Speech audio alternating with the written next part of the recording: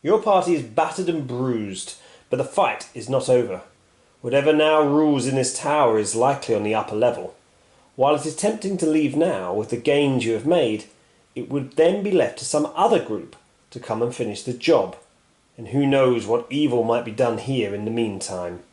Readying your weapons, you advance up the stairs. Welcome to this Way to Fire YouTube video. It's me, Andy, and I am continuing with Mission 2, the Beacon Tower for Rangers of Shadowdeep core rule set. And we are on Scenario 3, to Varden, the upper level. So if you watch the Scenario 2, lower levels, you'll see that I got fairly battered. So Ranaga Lackland, Broden the Strong and Dardin, the man-at-arms, are all at full health.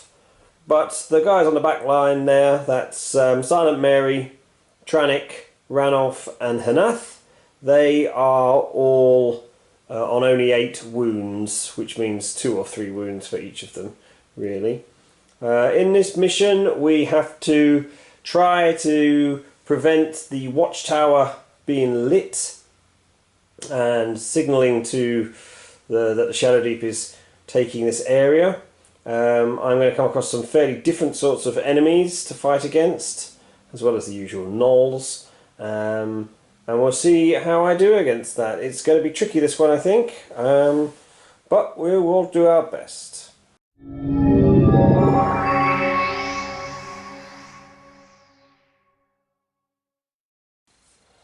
So here we are, round 1. I have Ranaga, and I've put Hanath and Dardin as my men-at-arms out with him as well, because there are archers in these corners. So you can see the gnoll archers. There's also 1 gnoll fighter and a Shadow Knight. Now, I've not fought a Shadow Knight before. He is going to be tough because he is +4 fight and armor 12, but has 14 wounds, which is bad enough. The other problem is he's partially immune to non-magic weapons, meaning he takes half damage for non-magic weapons. Now the only thing I have that will really help me here is Broden with his axe does more damage. Dardin can use his Fury leaves to gain +1 damage, and I have a filter of Fairy Dust, which I've had from the first mission, and that is in Ranaga's hands. So I need Ranaga to do the business there, really. We will have to see if I can do that. I will win if I can kill all of the enemy, and at different turns things might happen that might also mess with my party. So let's start with the Ranger phase. I can't get to anyone that much yet, so I'm going to just move forwards Ranaga. He's going to move 6 inches, and then he's going to fire an arrow at this gnoll over here. And he doesn't manage to get a success. And then the other guys are just going to move up to provide some cover. And we will see what the creatures do. So this gnoll at the bottom right is going to shoot at Dardin. Misses. The other one over the far side is going to also shoot at Dardin because it's the closest opponent. Dardin deflects that one. And the far side will shoot at Hanath. And he also deflects that one. Right, so this gnoll will obviously attack here. See what Hanath can do. So it's going to be a win. It's going to be a win, but it doesn't beat Hanath's armor, so no damage there. And the Shadow Knight is going to take on Dardin.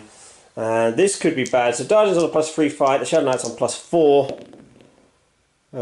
It's actually not so bad. Dardin loses, but 1 + 4, 13. Only takes 1 wound, so I think he can live with that. Right, the rest of my models won't come on until the start of round 2, so that is it for the end of round 1. No special events at the moment. You'll notice there's a wooden plank around the outside. If I go on this and take a wound, there's a chance I could fall to my death, which would be bad, obviously. It's the same for the gnolls as well. They have to make an acrobatics roll. But only a target number of 5, but if they fail, then they'll fall off the actual parapet, which is not good for that. So, start of turn 2. Things are going to start getting a bit more interesting from turn 2 for sure. All of these guys can get deployed. They come with some wounds, unfortunately. 2 wounds on Silent Mary, 2 wounds on Tranich, and 4 wounds on Ranulf. So let's do the Ranger phase. I am going to... He's used his filter, so I'm going to run in with Ranaga and try and take down the Shadow Knight. If I get a good roll, it could be good. I have got a good roll. Excellent. So I rolled a 16 and he rolled a 4, so he definitely gets through. I have a friend, so that 16 becomes an 18, and then I add my fight value, which is another 3, so that's 21. I can do a powerful blow as well, one of my special abilities, heroic abilities, which I will do, so it goes to 24. And 24 minus his 12 for his armour means 12 points of damage. He's only got 2 wounds left. God, jeez. Now that's only because I had my filter of fairy dust. If I hadn't had that, it would have only been 6 wounds. But, oh, he has felt that. Right. Well done, Ranaga. So we'll do Dardin next. Now, Dardin also gets +1 damage, but of course it's not a magical weapon he has. Oh, he's done it as well.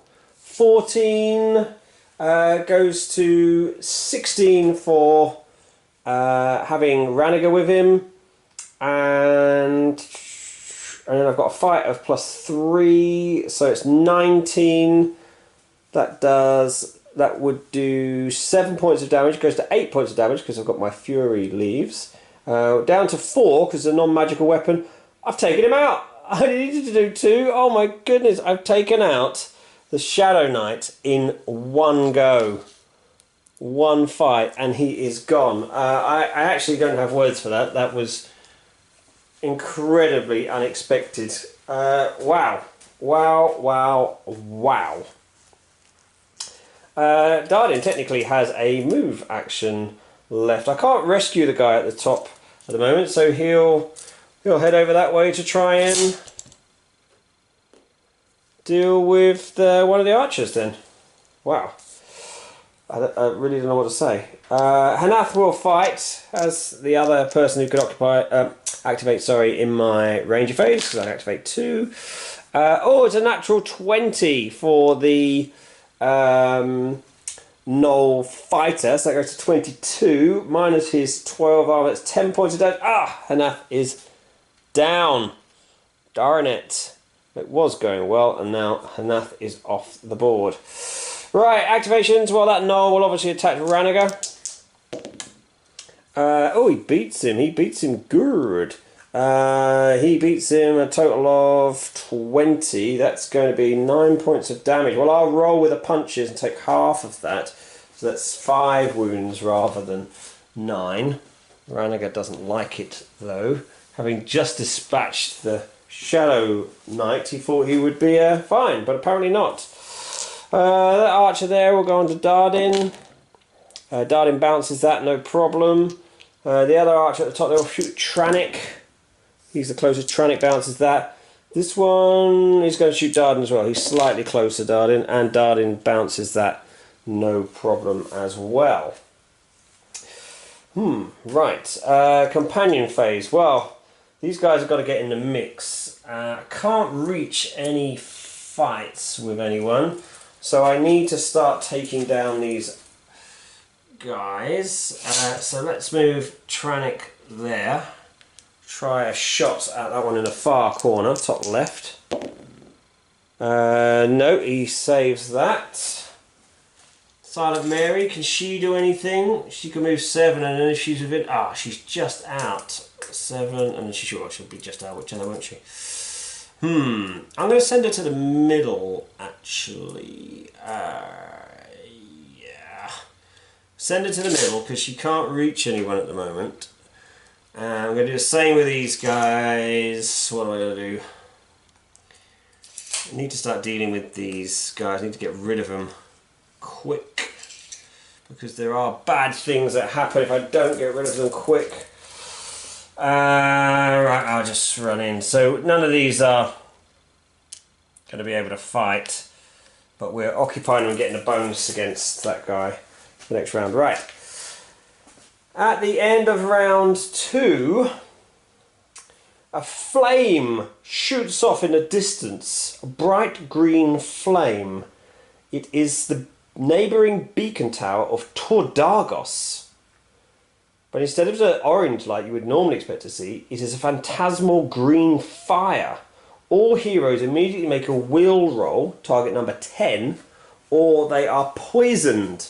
And poison means only get one action, so that is criminal. Okay. Will +5 for Raniger.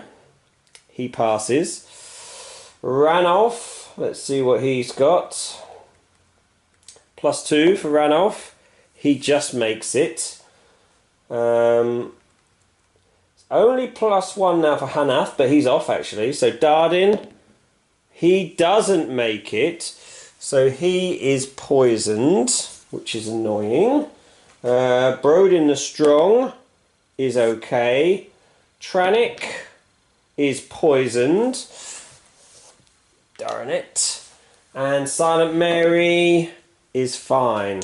2 people poisoned. Now, if I heal them, I can actually take that poisoned off as well. So that might be worth doing using Raniger's special ability, heroic ability. No, spell even, jeez. So, hero phase. Well, Raniger, hero phase. So it's turn 3, it's not a hero phase, it's a ranger phase. He is a hero, but never mind. So Raniger will fight the one he's with. He's got 2 others in contact, so that's +4 and his own +3, so it's total +7. He can't possibly lose. He has lost, I think, because I got a natural 20 on the knoll. Yeah, the natural 20 means he wins, so despite the fact I beat him on the number, he actually wins. Bugger. That's really bad. Do you know what? I can't do anything. I've got parry, but I can't win because of the natural 20. Oh, this is going to sting. So he does 9 points of damage to me. That's a total of 14. I only have 18. Ouch! Ouch! Ouch! Ouch! Okay, Raniger is in trouble. Oh, jeez. It's okay. It's okay. It's okay. It's okay. Alright, well, we'll do Ranulf next. He needs to fight too. And he should totally smash this guy. 15, 16, 17, 18, 19, 22. Yep, he's gone. So he takes out the knoll. That's no problem. Well, no problem. And then he will move over there trying to deal with this one. So I've done 2 actions. The last one I'll do is... actually, I'll do Brodin. So Brodin comes along here, fights this knoll. Oh, he gets a big hit. A big hit. 19, this will be 22. Yeah, he's dead. Totals that knoll there. Right. Creature phase. There's a knoll here shooting at Darden. Dice fell on the floor. It's going to be a hit. 19. That's the 7 points of damage. That's a total of 8 now on Darden. That's not great. That's not great at all. And the one in the far corner, top left, is going to shoot at Ranulf because he's the closest. And Ranulf blocks that one. Right, companion phase. People are going to be a bit slower now because they are poisoned. So Darden is not quite there. Tranich only has 1 action, so he's going to take his shot. Oh, he gets a hit, 12, 14. That's going to be 3 wounds on the archer at the top there. Now, because he's taken damage, he'll now need to make a athletics roll on a target number of 5. If he fails that, he goes plummeting off the back of the battlefield. So let's see what he rolls. He passes it fine. So he manages to stay on target. Who else have we got? We've got Silent Mary, haven't we? So she is going to... She's going to move over. She can throw a dagger. So she's going to move to there. And then throw her dagger. You never know. Oh! Yeah, she does damage. She does damage. She does 14... 15 is what she got. Which would be 4 points of damage, which minus 1 damage, so 3 damage. So it's up to 6. And again, we see whether he falls off. Oh, I rolled a 2. Can you see that on the camera there? Yeah, he does. So he's actually fallen. Splat. Fallen all the way off the tower as he's trying to dodge. Well, we got clipped by the throwing dagger. I'll have to collect that dagger from the bottom of the tower later. Right, that's the end of round 3. Now, nothing else in the event phase of round 3. There will be in round 4. So, round 4, I think I need to heal 5 off of Raniger. I don't want him to... Well, he shouldn't get hit, to be honest, because he has to shoot the closest one. But we will come and support our friend, Varden. I'll rescue you in a minute, but I can't rescue you just yet. Varden is going to move into combat, actually, because then he has to fight me rather than shoot me, and he's slightly less good at shooting, and obviously I can fight back. Oh, actually, before I do that, I am in range. I'll shoot the bow of Tranich at him. See if I can hit. Oh, I got a good hit. I got a good hit. That's 20. That's 9 points of damage. Oh, he's nearly dead. Nearly dead. 9 points of damage. 1 off killing him. Oh, that's disappointing. I roll to see if he falls off the tower. He does. He's fallen off the tower. He is toast. Splat. Oh my goodness. Well, that was quick, wasn't it? Yeah, we've won. Okay, that was a lot quicker than I was expecting it to be. Okay, we'll come back in a second.